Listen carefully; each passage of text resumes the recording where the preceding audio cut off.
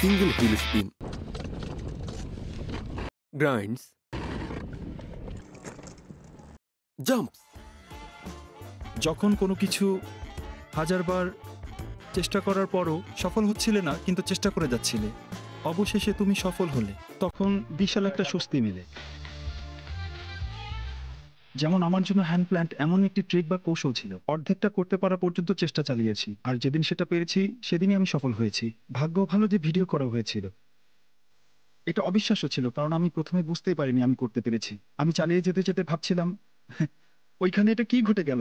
তারপরে আমি হেলমেট খুলে ফেললাম, আর দারুণ অনুভূতি হচ্ছিল। এটা ভাষায় বলা কঠিন।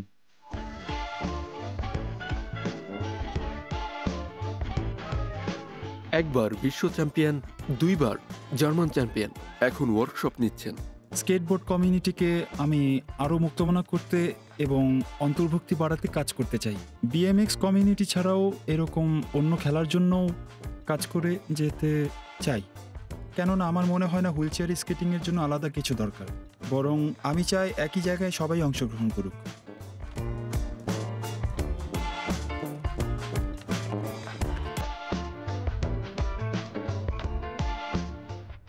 অন্য যে কোনো এক্সট্রিম স্পোর্টসের মতো আহত হবার ঝুঁকি খুব বেশি।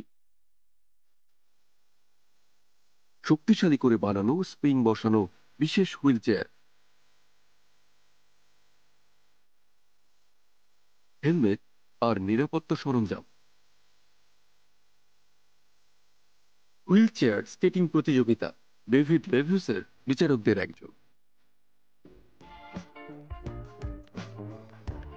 দেখতে দারুণ লাগছে যে তারা তাদের বেঁধে দেওয়ার সময় কি দেখাবে তা নিয়ে চিন্তা ভাবনা করছে, আর এই মঞ্চ তাদের জন্যই, তারাই নিজেদের উপস্থাপন করবে।